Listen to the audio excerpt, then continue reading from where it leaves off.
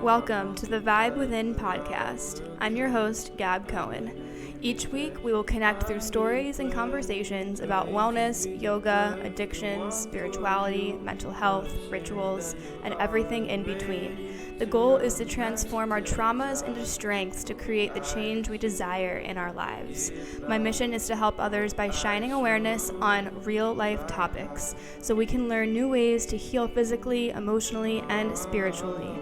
Whatever you are going through in this moment, you are not alone, so let's connect and heal our vibe within. Up in my own head, trying to face all my fears. Reaching to my soul from where you belong. Are you still with him? I don't wanna know. Reaching to my soul from where you belong. Are you still with him? Hey guys, what's up? Welcome back to the Vibe Within podcast. I'm your host, Gab Cohen, and I'm really excited to share this part 2 of the Magical Darkness of Awakening. This is a little, mini series that I'm putting together. Each episode is about an hour long, maybe a little bit more than that, and it's really, really fun for me to put this all together because it's been a process of really putting some ideas and theories and thoughts and reflections together into a series that can really transform our traumas into medicine. And that's what this episode's about. It's about awakening to the traumas, the shadow, the anger, the depression, the darkness of ourselves, and transmuting that into our own medicine to heal. And here's some topics that I dive deep into in this episode. I talk about moving and how that can make us get into fight or flight mode. I talk about how we can find ourselves in fight or flight mode and it's really hard to shake ourselves out of it. I talk about pain coming out as anger and isolation and irritability and shame and depression, and how anger and depression are literally connected as one. And then I get into this kind of nice little reflection of how if you're dealing with anger and lashing out and saying things and doing things you don't mean, if you listen or if you watch the show End of the Fucking World, I kind of did a show analogy of how the character in that show is doing shadow work. And then after I talk about that, I talk about how we can do shadow work, how it feels energetically. I talk about traveling. I talk about listening to our gut, saying no, canceling travel plans like I had to do. I talk about really awakening to who we are instead of spiritual bypassing all of that shit. I talk about ayahuasca and how the plant medicine is starting to calm me.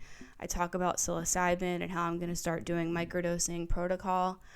I talk about how we're always running away from ourselves and how we're running away from pain, and how that pain and that running away from pain is fight or flight mode, and how we have to really stop doing that. I talk about how bipolar is this label that we negatively label, but we're all bipolar and we're all going through transitions and we're all going through changes, and everybody's bipolar and everybody is flowing through this chaos.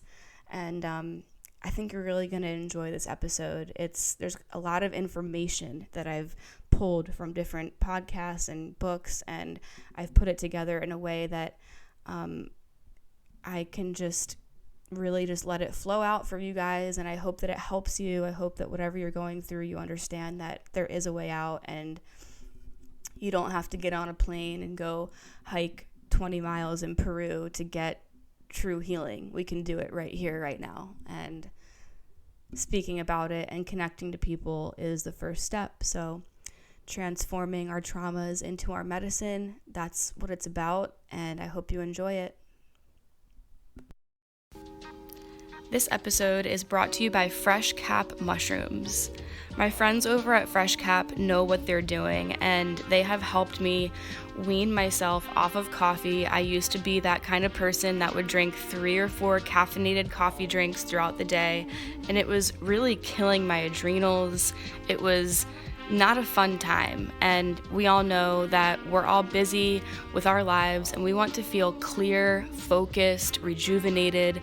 We don't have time to feel sluggish or depressed or anxious, which coffee was starting to make me feel all those things. I really love the electric lion's mane. I put this in my elixir every morning, and what I do is I mix the electric lion's mane with the recharged chaga. And what the lion's mane does, it helps with focus and memory, mental clarity, mood, and creativity, which is a really big plus for me because I'm always creating. I'm teaching yoga, I'm speaking, I'm writing, and I always need more creative boosts through the day. And then what does chaga do? So chaga is all about immune balance. It detoxifies your cells. It also helps with anxiety and stress reduction. And I also learned recently that it can help your body regulate temperature in the winter. So if you live in a cold climate, it can help you with that seasonal depression that can hit us really hard. And I know that I sometimes feel it. This is my first winter up north in almost a decade, and I'm feeling it. So I make sure that I put chaga in my morning elixirs. And there's also the hero, which is cordyceps, which is all about increased energy, sport performance, endurance. I've been hearing a lot of bodybuilders, a lot of high performers, performance athletes, really drinking cordyceps every day. And then there's the shield, which is turkey tail. It boosts immunity. It fights illness and disease. So each of these powders is designed to help up-level our health and wellness. And I can't go a morning without it. My elixir is my ritual, and Fresh Cap knows what they're doing. So head on over to freshcapmushrooms.com. You can also follow them on Instagram, freshcapmushrooms. And you can use discount code GYPSYLOVE at checkout. That's GYPSYLOVE, GYPSYLOVE. Use that discount code at checkout, and happy healing. All right, so this is part 2 of this little series about the magical darkness of awakening.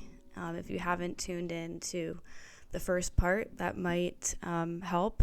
But the parts aren't really like a storyline. It's just broken up so that we can easily digest it together. And yeah. So I'm going to start off by saying a quote that I heard on a podcast yesterday or the day before by Eric Godsey, who has his own podcast, and he's affiliated with On It and Aubrey Marcus and all that. So the quote he said was, "You can turn any trauma into medicine if you're willing to share it as art." And that is basically a catalyst and a nice way to start off this episode, because this series is part of that.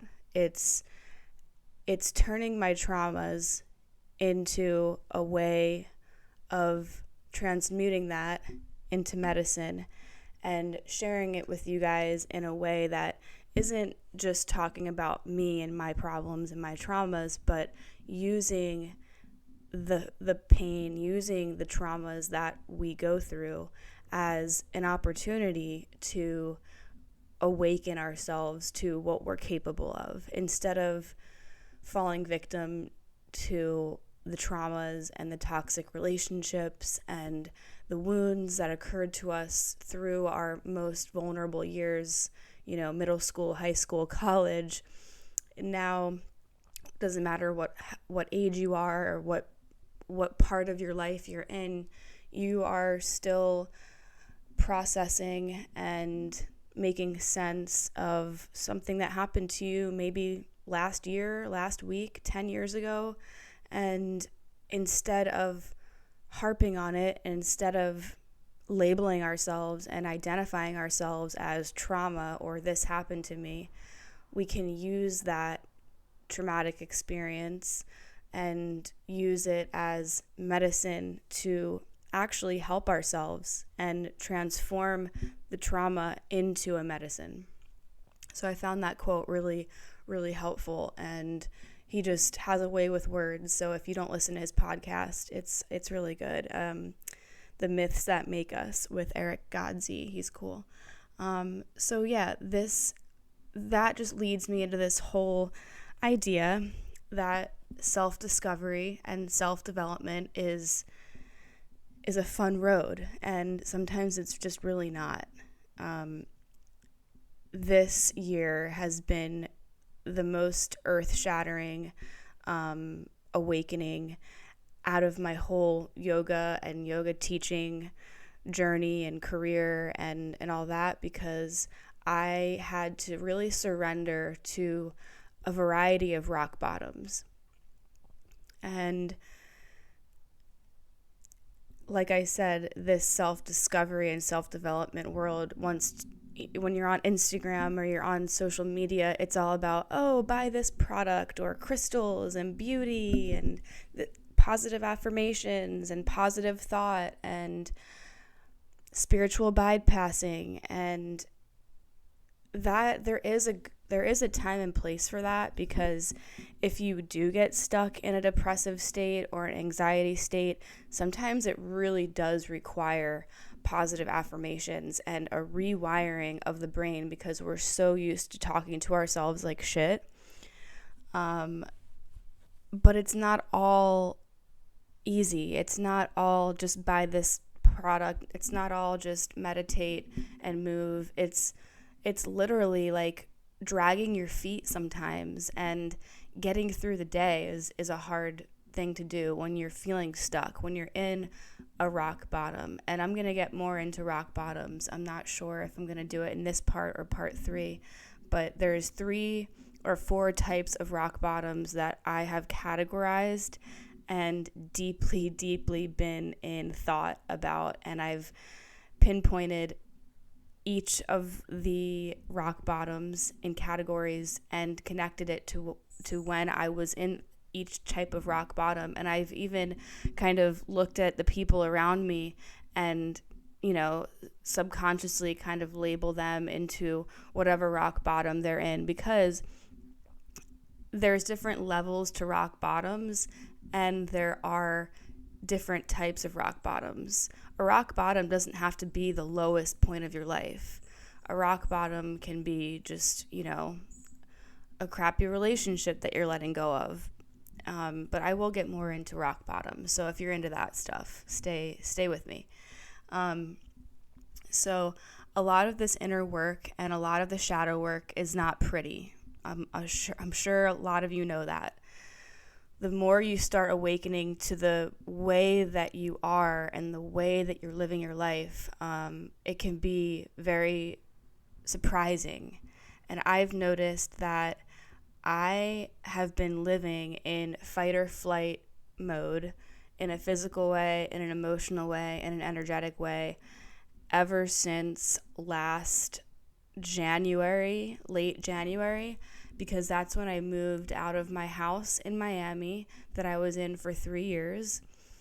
I closed that chapter, and little did I know I wouldn't find a legit home until June 1st. So about, count how many months that is. So I spent from January to June in fight or flight mode. I moved 3 times.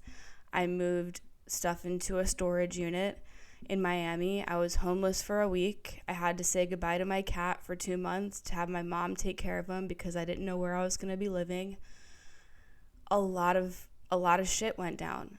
A lot of shit that was out of my control. I got scammed by a realtor who still hasn't paid me. She has $1,000 of mine, and he was going to be my roommate in Miami. She scammed us and completely fell off the earth, and we were just scammed completely. So that was traumatic. And then it felt like a never-ending process of trying to find a home. I came up to Philly to stay with a friend. I really fell in love with the vibe of Philly. Didn't know why, didn't know what I was going to do, but something within me, my gut, my intuition, even though I kind of didn't want to listen to it, kept telling me it's time to move. Just give Philly a try. Maybe it'll be easier to find an apartment here. Maybe you won't get scammed, because at this point I had nothing to lose. I was already homeless. My stuff was in storage. I didn't have my cat. I didn't have a job. This is probably one of the biggest rock bottoms of my life. And like I said, I'm going to get deeper into the rock bottom stuff, but I think I'm going to save that for the next part. The fact that I came up to Philly on a whim to stay with a friend, that turned out to be very, very bad. Lots of drugs, lots of alcohol, lots of narcissistic abuse, emotional, confusion, just a really weird fucking period of time in my life. But like I said, everything does lead us to the next. So if it feels like the universe is just ripping off band-aids and pushing you on the ground and then lifting you back up and pushing you in another direction, all you can kind of do is just flow with the signs and the synchronicities and the symbols, and it's going to be a rough kind of patch when you're in such a transition, obviously. But if you can find a way to kind of flow with the wind of the chaos, that helps. And that's what got me through that period of time, was just surrendering and being like, you know what? I know that this is temporary. So that's the one thing that I can know, that this is temporary. I'm not going to be homeless forever. I'm not going to be without my cat forever. I'm going to find an apartment. Having those little glimpses of hope and joy, even in the darkest moments when you're uncomfortable and when you're just surrounded by dissatisfaction and fucking chaos, those glimpses will really help you get out of those deep, deep waters of doubt and guilt and anxiety. And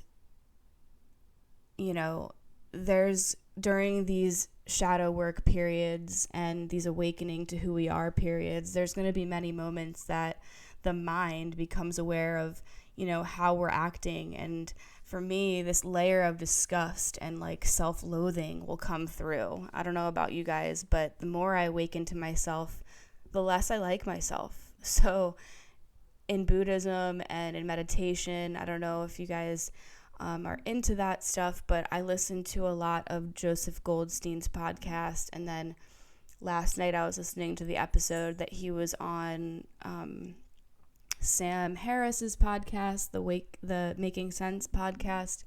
He was on there, and they're basically saying awakening and enlightenment and meditation, doesn't feel good. There's going to be a period of time that you actually feel quite like shit, and it's because you're awakening to who you are, and you're awakening to a version of yourself that you don't like and that you want to change. And that goes right hand in hand with this self-development whole craze, is that there's versions of ourselves that we're trying to release and relinquish and move past. But in order for us to do that, we really have to meet ourselves. We have to, there's two sides to our mind. It's the light and the dark. And in order for us to move through and to really transcend away from a dark part of ourselves or a dark version of ourselves, we have to have the light and the dark part meet each other in the middle and have that conversation.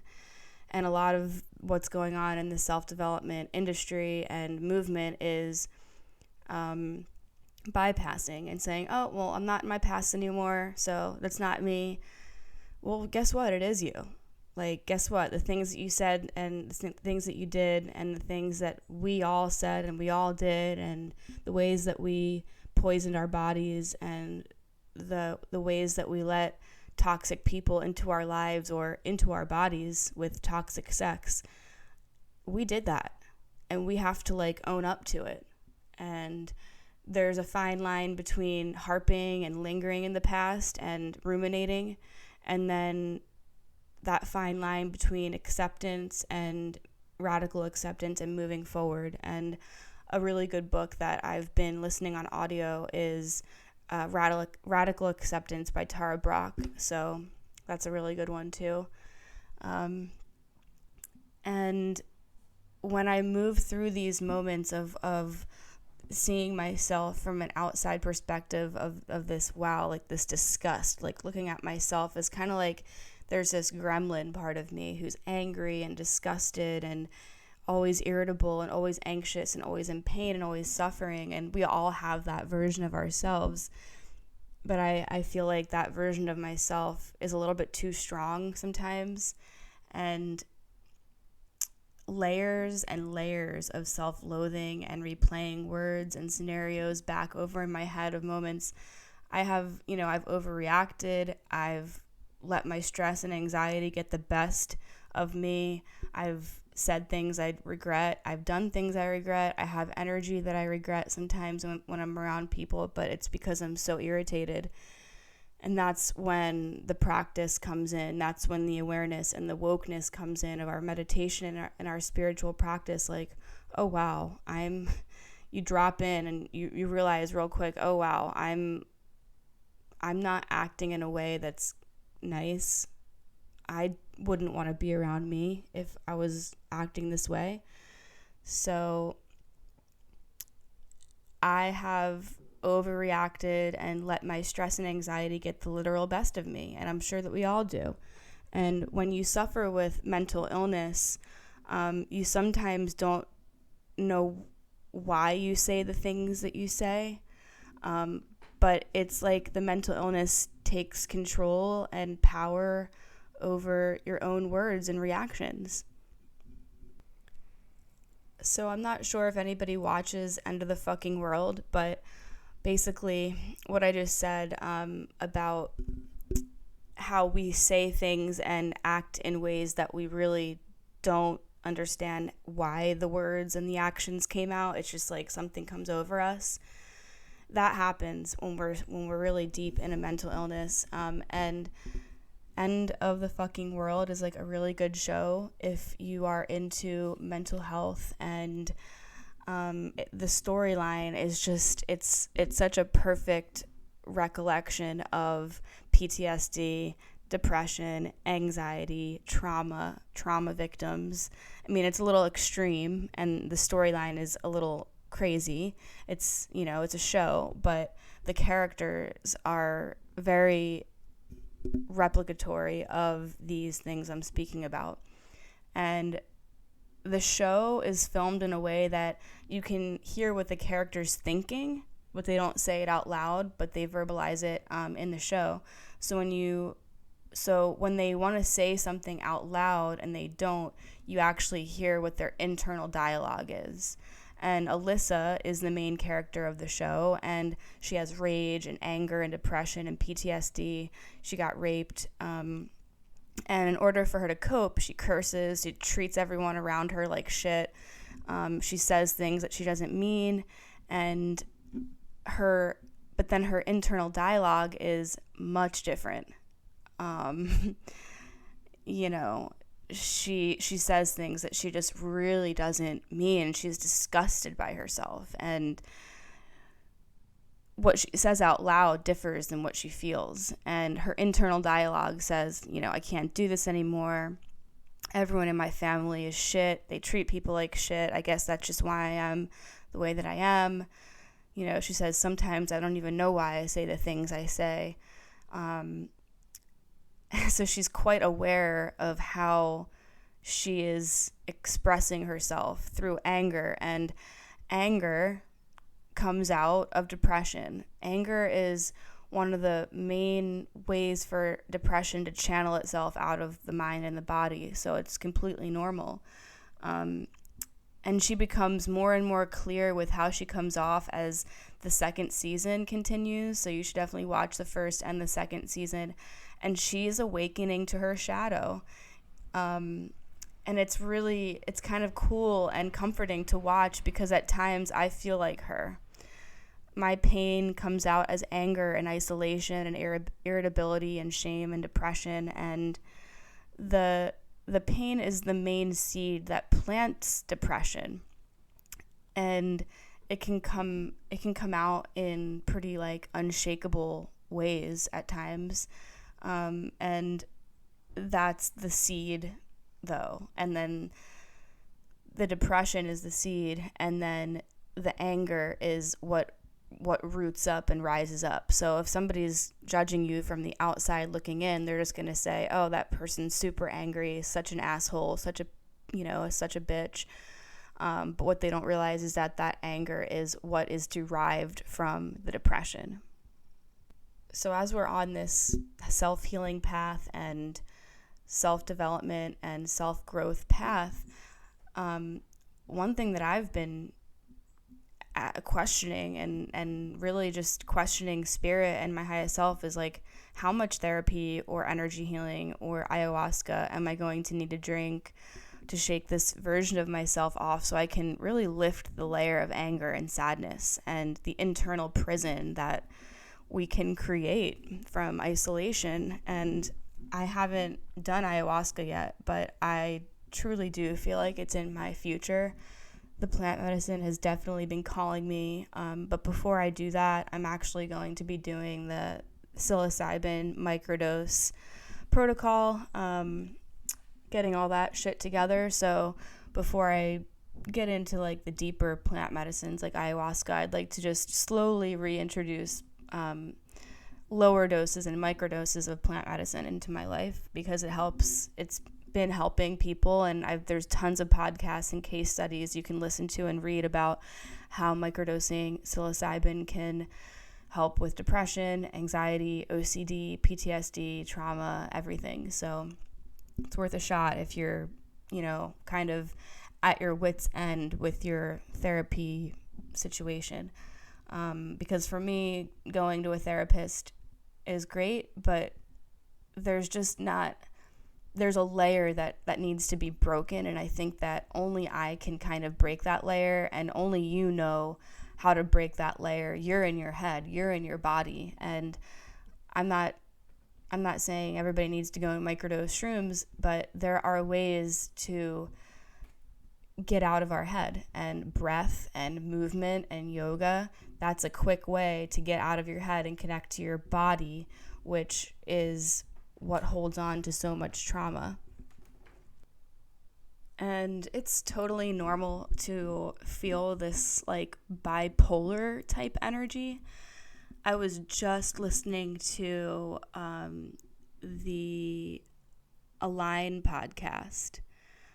Yeah, the Align podcast with Aaron Alexander, and it was the episode with Dr. John Demartini about human behavior and neuroplasticity and the mind-body connection. And he was talking about how it's normal to be kind of bipolar. I mean, what are we supposed to do? Be the same each and every day and not have reactions and just always be in a good mood, or, always be in a bad mood? Like, there needs to be some kind of variable and of some kind of growth aspect, and understand what ticks us off, what's going on, why am I in this mood, what is this triggering, why is this person triggering me, what is it about the situation or the experience or this day, or how do I feel in my physical body that's triggering me to get all angry and irritable. I know that if I wake up in the morning and I feel tight and my joints feel tight and I feel cold and I feel sore or I feel inflamed or swollen or anything like that, that's instantly going to put me in a bad mood. And I know that that's, it's not necessarily good, but if I wake up not feeling good physically, my emotional well-being is fucked. And that's why we're all into these quick hacks like cold showers and saunas and ice baths and stretching and breath work, and these are the tools that we can quickly implement into our healing just to get our body into a frequency where we feel comfortable, and then it's easier to tap into the mind. For me, it's like if I have a therapy session scheduled, which I haven't gone in a while, and I go randomly now, but if I have a therapy session scheduled, I really, really do everything in my nature so I can feel good physically before that session starts, like getting a workout session in, at least walking, at least having an elixir, at least like maybe using the sauna, getting outside, so that when the therapy session hits, I can go in it with like kind of a clear aspect, so I know what I want to talk about, I know what I want to get across. Not saying that you're going to go into every therapy session feeling good and feeling positive, because the days that you're not feeling positive or not feeling good physically, you still need to vocalize that. And sometimes it's hard to vocalize how shitty you're feeling when you're actually like having a good day. Same thing goes for like going to the doctor. Like if you felt really, really crappy last week and then you finally got a doctor's appointment the next week and you feel okay, when you go into that doctor appointment, you're probably not going to express how crappy you felt the week before because you don't feel like that anymore. So that's when journaling comes in, and that's when logging, we have to like be kind of like scientists and case studiers of our own self, because things are always changing. Our physical adaptation is always changing. Our mind is always changing. And it's nice to just like have some focal points of like, okay, I was feeling really bad 2 weeks ago. What was I doing? What was I taking?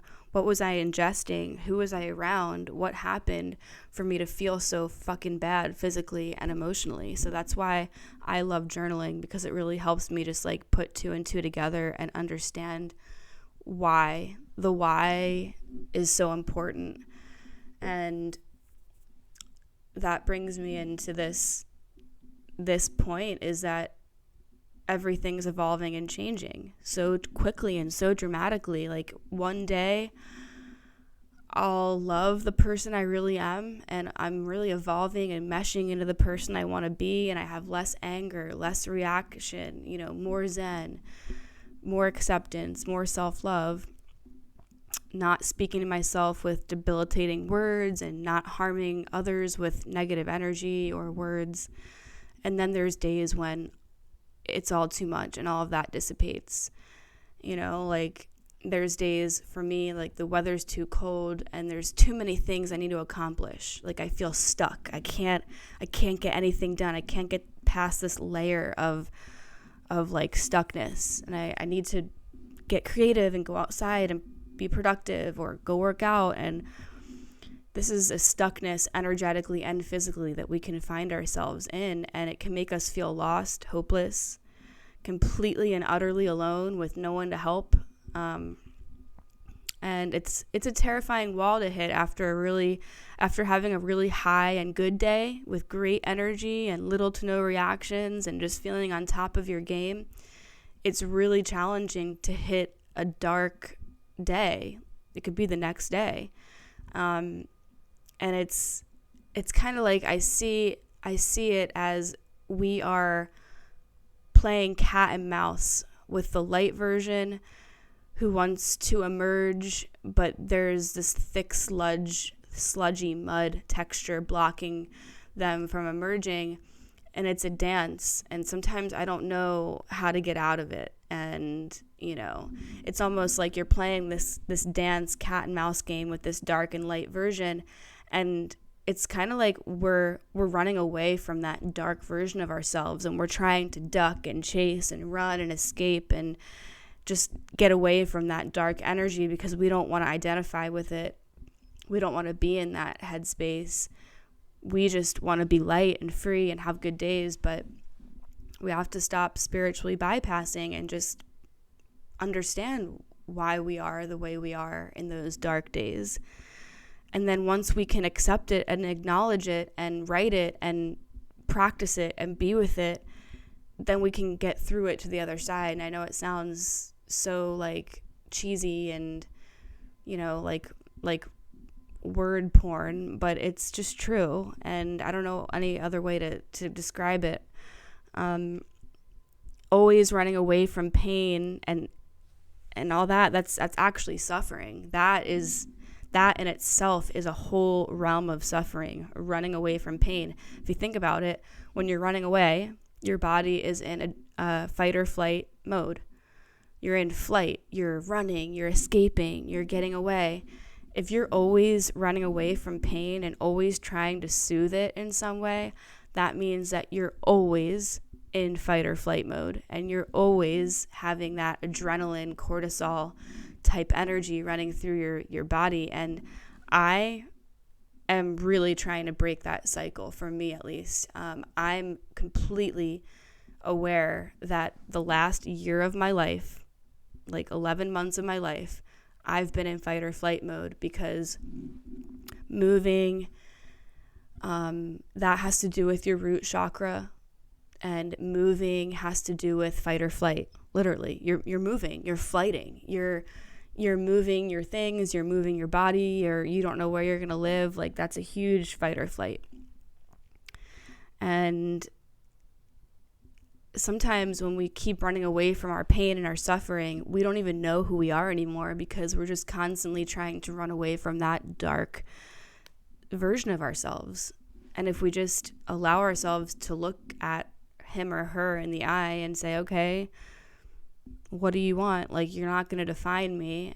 We don't have to let these dark versions and parts of ourselves define us. And the drastic peaks of emotion that comes with that shadow work, it's no joke. And I can say for myself that I feel like I'm at a fork in the road, and I need something to up level me. And I keep feeling called to, like I said, ayahuasca, but first I'm going to do psilocybin, because I'm somewhat desperate.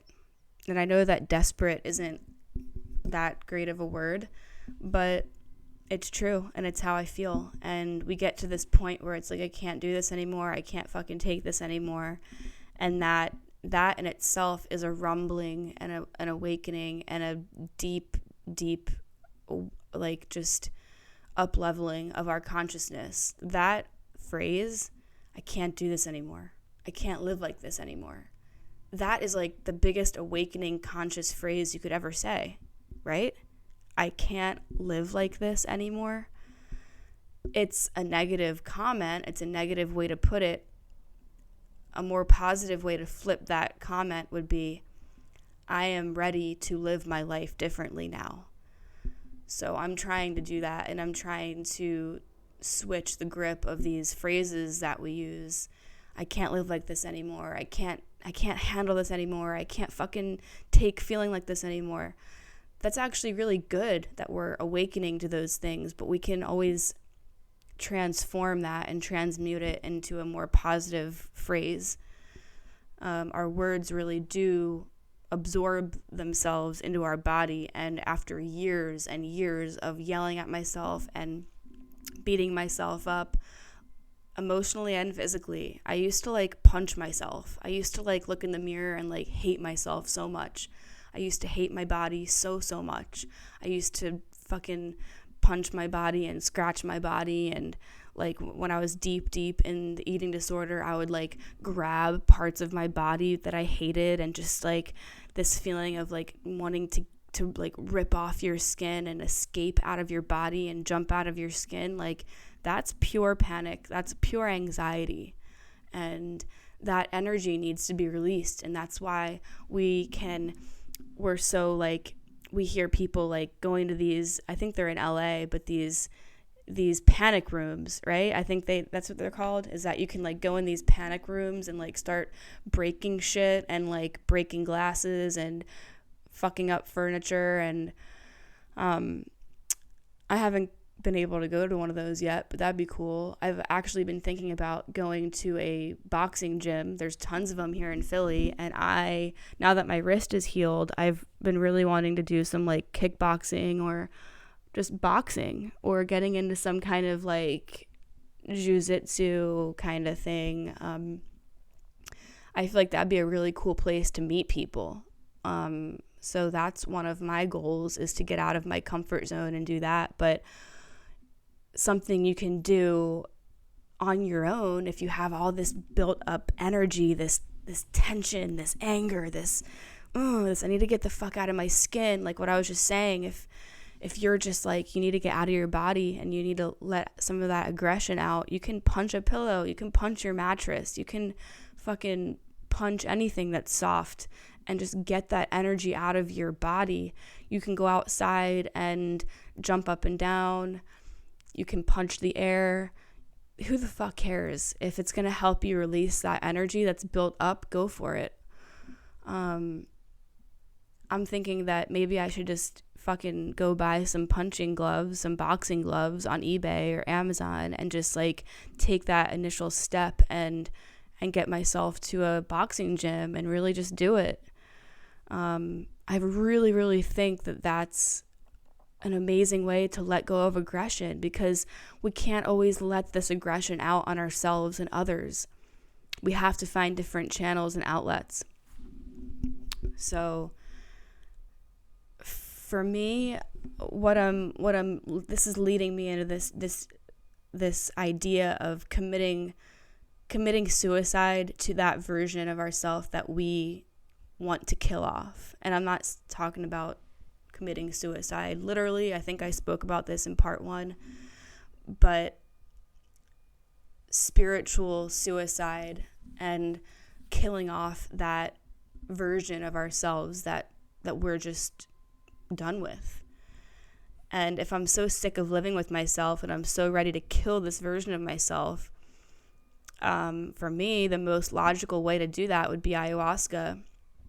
And yeah, the fear is there, you know, but if I die, at least it's over. You know, when you're so deep in a depression and so deep in this dark awakening, there's moments where you just are wondering why you're here and what's the point. Like, if things are going to be like this forever, then what's the point? Like, if I'm going to be alone forever, what's the point? That's the depression. That's the voice of the depression. And I consider it like a human being, another different human being in me. Maybe you can relate, but you know, I'm so ready to off this version of Gab who hates herself sometimes way too much. So I think that it's about leaping into fear and having faith that the ayahuasca will cleanse me and the plant medicines will cleanse me and help me rebirth into a different version of myself that will help me forgive and be happy and move on. And part of me is terrified to do ayahuasca because I know when the time comes, I'm going to be forced with myself 100 times more intense and worse than just a normal depressed day for me, because I feel like this awakening and this dark magical period of awakening is happening when I'm completely sober. There's not a single ounce of drug or alcohol in my body at this point, so I can only imagine how much more fucking crazy that would be on the plant medicine. But like I said, once you're done, you're done. Once you're ready to kill that past version of yourself, you're ready to fucking kill it and move forward. And if you're tired of hating yourself so much, then it's time to kill that version of yourself, because there's no space for it anymore. And you don't have to take plant medicines to do that. You can just have this new way of living and new way of being and live with it and be with it and be true to yourself and journal and meditate and do all these things and move your body and connect to source. So I do know that will happen, you know, sooner or later. Right now, I'm not fortunate enough to hop on a plane and head to a 5-star ayahuasca resort, and pay thousands of dollars right now. I'm really trying to save money and set up my life. I mean, that's a huge thing with me with turning 30. I'm not 30 yet, but I really want to be set up in my 30s. I want to be set up financially, and ayahuasca is a quick fix, of course. It's, people say it's decades of therapy in one night, and that's all great. But, after that ayahuasca trip or the 7 days, then you have to go back to your life. And if you're poor and you have $5 in your bank account from draining it to go do ayahuasca, that's not ideal. That's really fucking stupid. So it's challenging to be in this space and listening to all these people with their amazing ayahuasca stories. And a lot of them might have gone to these places for free. A lot of these people are famous on Instagram, or they work for companies who have connections within these spiritual resorts. And that's great too. But it's very expensive. And that's the real part of this. There's two sides to this movement, is that it's very expensive to do these therapeutic ways of healing and these therapies, and like cold and hot exposure, and going to these like resorts and having a sauna in your house and having a float tank in your house. This isn't cheap. Going to a ketamine clinic. These are all things that have been on my mind recently, is like, wow, like I would love to go to a ketamine clinic and actually safely do a therapeutic session with ketamine. Not like how the people in Philly are doing ketamine and sniffing it up their nose and being a fucking dope fiend for it. I'm talking about intravenously or going to an actual therapy center. There is a ketamine clinic in Philly. But like I said, these things are expensive. So if you're suffering financially and you're suffering physically and emotionally, the last thing you want to hear after, binging on podcasts is ayahuasca is going to heal your autoimmune disease and your trauma and your rape and your sexual abuse, or it's going to heal your brain injury, it's going to heal this, it's going to heal your addiction, it's going to heal your alcoholism. Like, that's great, but you're still sitting here with not enough money to go on the journey. And I'm sure you could also find ayahuasca for free, but that's like a death sentence. So I'm just in this in-between realm of like, okay, I really want to experiment with plant medicines, so what's the best way I can do that?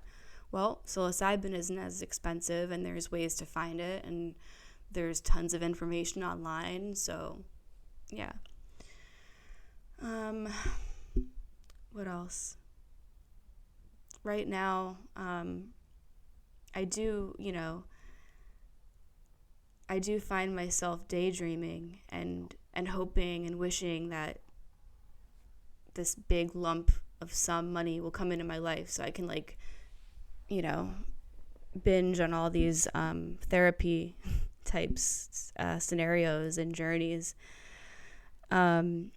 But there's also practical ways and cheap ways to do all this as well. And that's the thing, is that those are the things that are going to help us get out of these cycles. Because after you go and do ayahuasca, or after you go and travel and do a solo travel, to Peru or, Costa Rica or Bali or whatever, everything ends. Everything comes to an end, and you're going to have to go integrate it into your life. And that's why integration is such a buzz topic right now, is integrating all of these things into your life and living your life in this human body, in this human experience, and going to work and dealing with your family and dealing with your relationships, and integrating what you learn from plant medicines or these rituals and these routines and implementing it into your life. And I was actually supposed to be traveling right now. I had planned to travel to Bali for the month of December and January to escape the cold. And something within me just kept saying, why are you putting all this pressure on yourself to go travel for your 30th birthday when you're trying to save money? And like this really truthful, honest, and calm voice kept coming in and saying, why are you doing this? Why are you putting so much pressure on yourself to go on this solo journey? And then I started waking up and saying, you're right. I don't necessarily want to go travel by myself for 2 months, especially when your physical health isn't doing so great. Like, what that could actually just make it so much worse. And I think I did talk about a little bit of this in part 1, but we have to be honest with ourselves. And traveling is a completely valid way to literally escape your reality in this physical realm and go and bring your body to a different place, which creates a new reality for you in that short period of time that you're traveling, whether it's 1 week or 3 to 6 months. But then that ends, and then you're gonna have to go back to your life, wherever that is.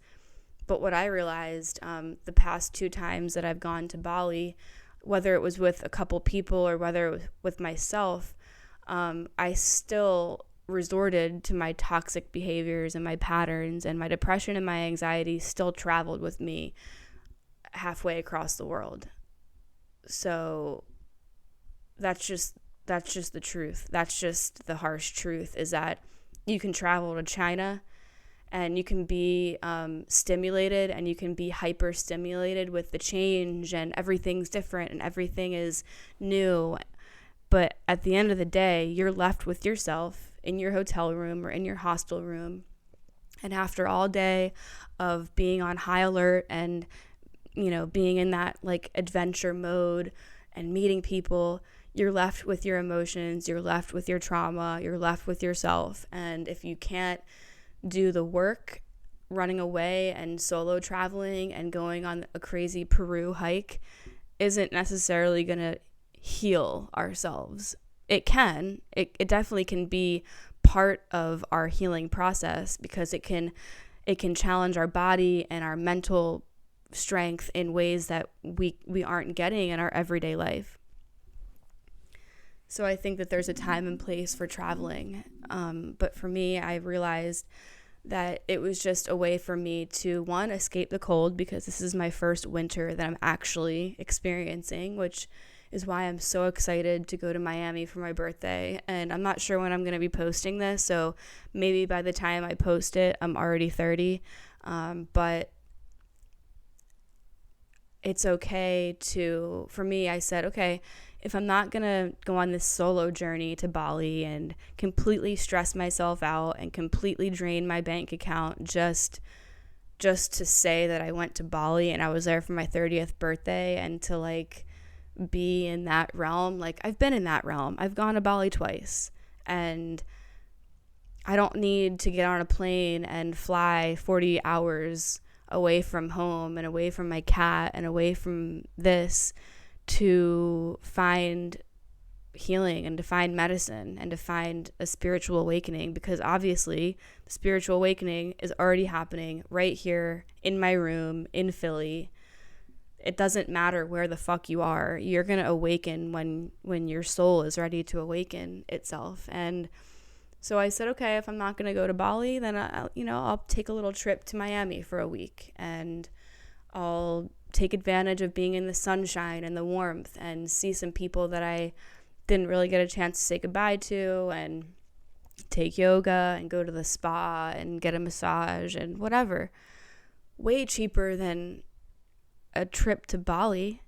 It's like we really need to like sit with ourselves and be like, why are you creating so much stress for me? And like talk to that dark version of yourself and be like, just get away from me. Like, let me live my life without this layer of judgment and ridicule.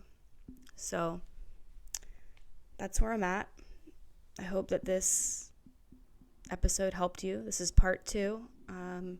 In part 3, I'm going to get into the different types of rock bottoms, and there's about 3 or 4 different types of rock bottoms that I've been writing about and really researching in my own kind of way. And I'm really, really excited to get into that part, because we're going to get into the nitty-gritty of what these rock bottoms mean and symbolize, and how we can get out of them, and how we can actually transform our rock bottoms into our medicine. So, thanks for listening. Thank you guys so much for tuning in to that episode of The Vibe Within. I hope you enjoyed it, and I hope that it is resonating in a way that can be different from other podcasts, because let's face it, you're sitting here or doing whatever you're doing, and you're spending your time with me on this podcast. So I just really, from the bottom of my heart, am super grateful that you guys, are sharing this space with me. And I try to get to all of your DMs, and I love communicating with you guys on Instagram. It's pretty much the only way that I put this podcast out there. So that's how it kind of started, by connecting with you guys, and it's all about connection. And I know it's hard to get in that realm, especially when you're suffering with mental illness or depression or anything like that, but there are little ways to get through, and I hope this little series helps you. It's been kind of therapeutic for me to record these episodes and kind of get out of my head, if you will, and just speak, and it really helps. So speak and write and do all those things and let it out, and do whatever you need to do to get to a place where you feel, like the edge has come off, like during the day I can feel edgy, I can feel resistant, I can feel uncomfortable, but then when I just lock down into my routines and my rituals, it really helps just ground me. So that's my little spiel. Thank you so much for your energy and time, and if you could leave me a review or a rating and you're still listening to this, I love you. Rating, review on iTunes, it helps the podcast thrive. So that's it. Throwing myself into this darkness, I've been so fucked up in my own head, trying to face all my fears. I know I'm not the best, but I will change.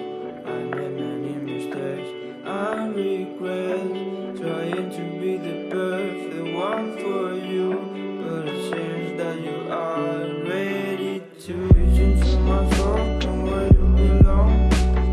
Are you still with him? I don't wanna know. Reach into my soul, come where you belong. Are you still with him? I don't wanna know. Reach into my soul, come where you belong. Are you still with him? I don't wanna know. Reach into my soul, come where you belong.